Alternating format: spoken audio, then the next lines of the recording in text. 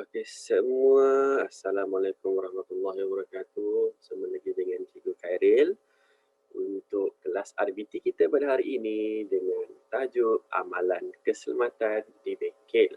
Jadi, pada hari ini insya-Allah kita akan habiskan tajuk keselamatan di bengkel, kan. Kita dah belajar pada minggu lepas.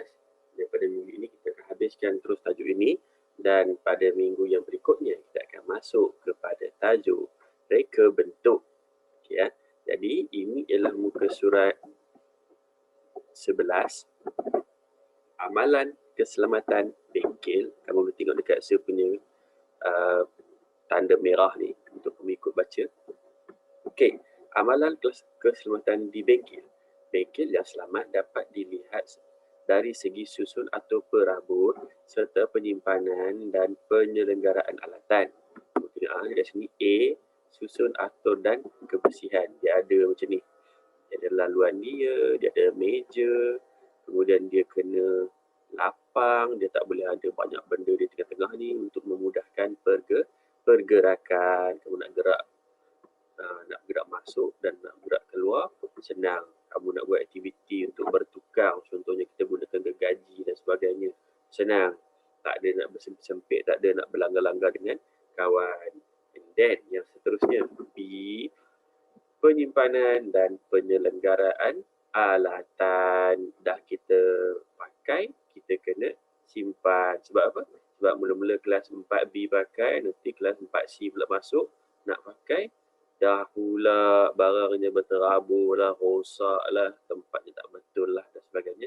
Jadi itu akan menyukarkan kawan-kawan kamu yang lain untuk mencari alatan dan menggunakannya. And then bila kamu jaga tak cantik pula, kamu jaga tak baik pula, nak pakai, rosak. Tu yang paling jam sekali kan. So, tujuan kita buat macam ni ialah supaya pergerakannya senang, kemudian peralatan itu tidak rosak untuk digunakan, kan? Boleh berfungsi dengan baik. Okay. Contoh penyelenggaraan alatan. Ni dia tengok, ni gunting je pun. Apa gunting? Nombor 1, bersihkan kotoran dengan reja kain atau berus yang sesuai. Ini kalau ada getah-getah ke, ada bekas glue ke gam ke dan sebagainya, kita lap lah. Kita lap supaya dia kembali bersih. Kemudian titiskan minyak. Sikit dalam minyak. Sebab titis. Bukannya siramkan minyak. Titiskan minyak. Maksudnya sikit je minyak. Ini pula ada papan kekunci. Dia bersihkan habuk. Ini vacuum ni. Ini adalah vacuum yang kecil tu. Vacuum. Dekat celah-celah papan kekunci tu, kamu keluarkan dia punya habuk-habuk. Bersihkan habuk dan kotoran dengan berus atau penyedut habuk kecil. Ya, minum dulu.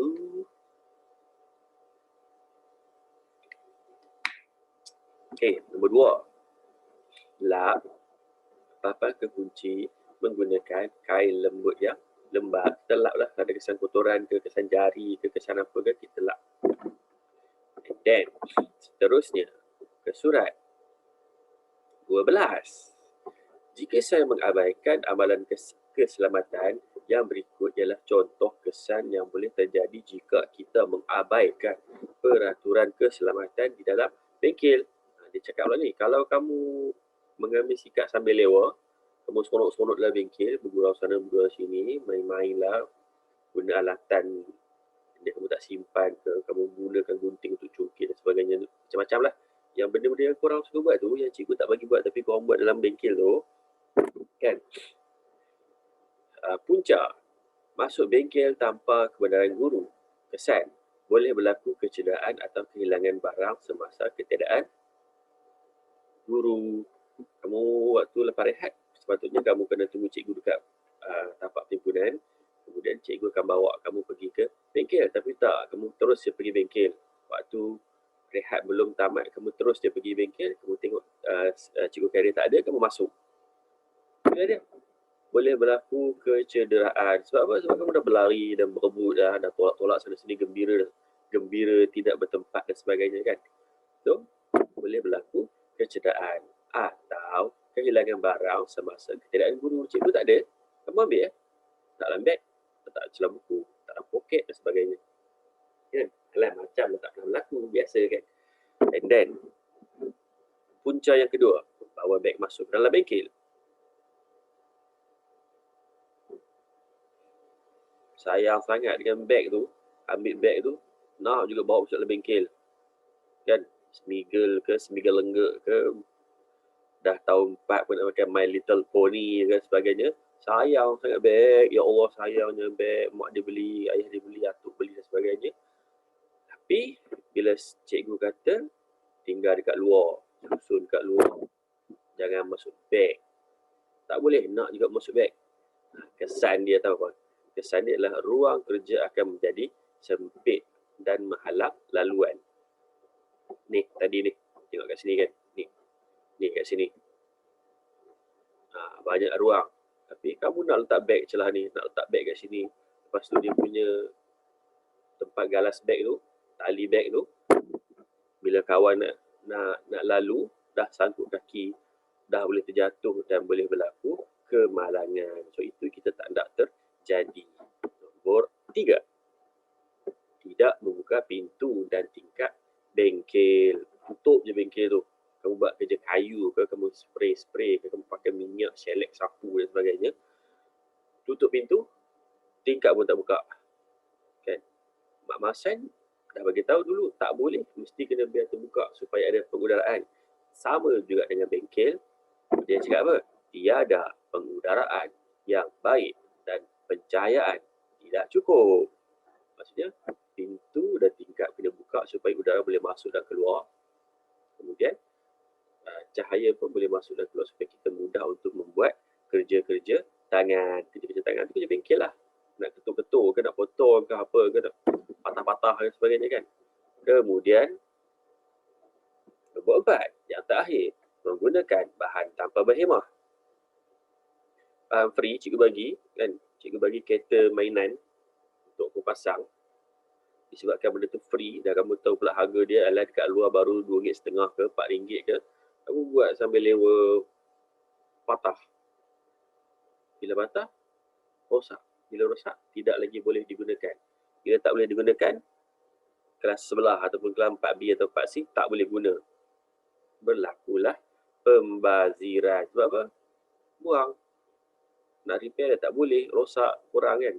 Kurang. Macam saya kata, ambil anak gajah, letak dalam kelas 4B ke kelas 4C ke,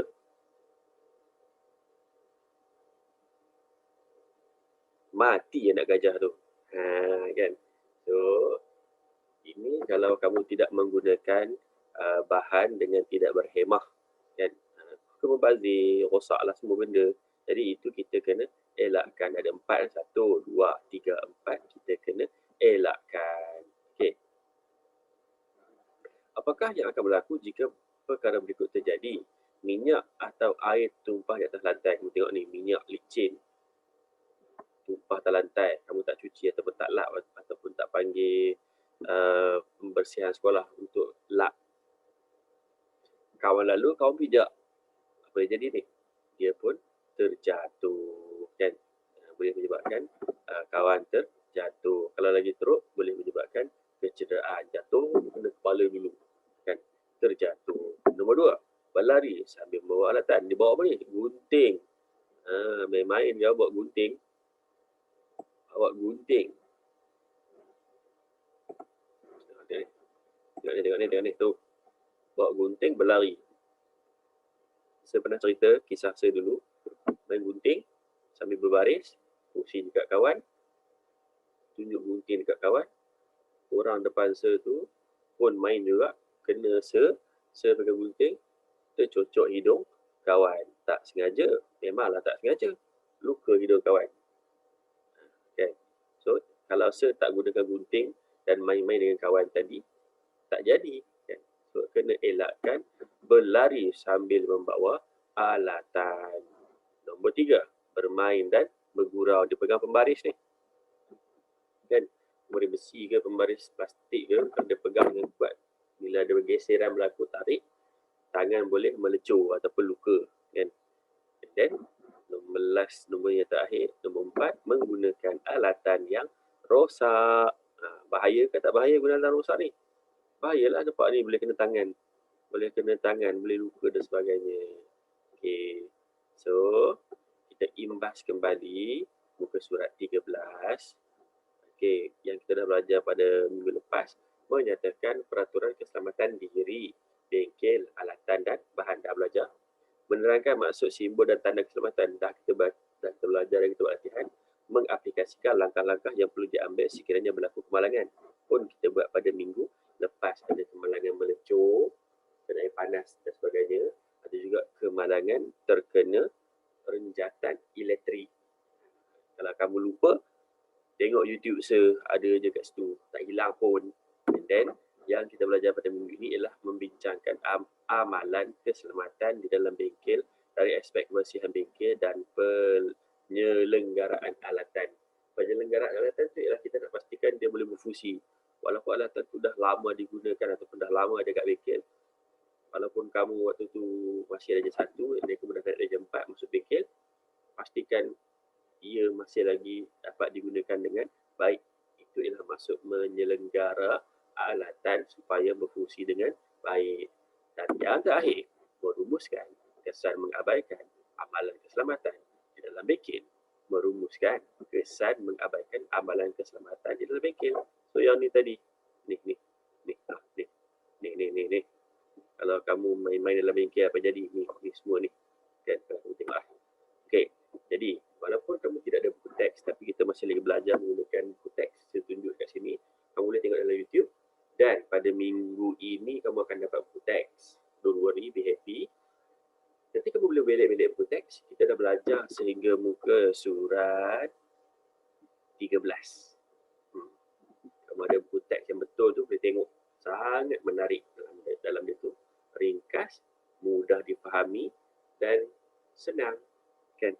Okay, jadi setakat ini sahaja video saya. Sampai kita berjumpa lagi pada minggu yang berikutnya. Jangan lupa like dan subscribe. Bye-bye.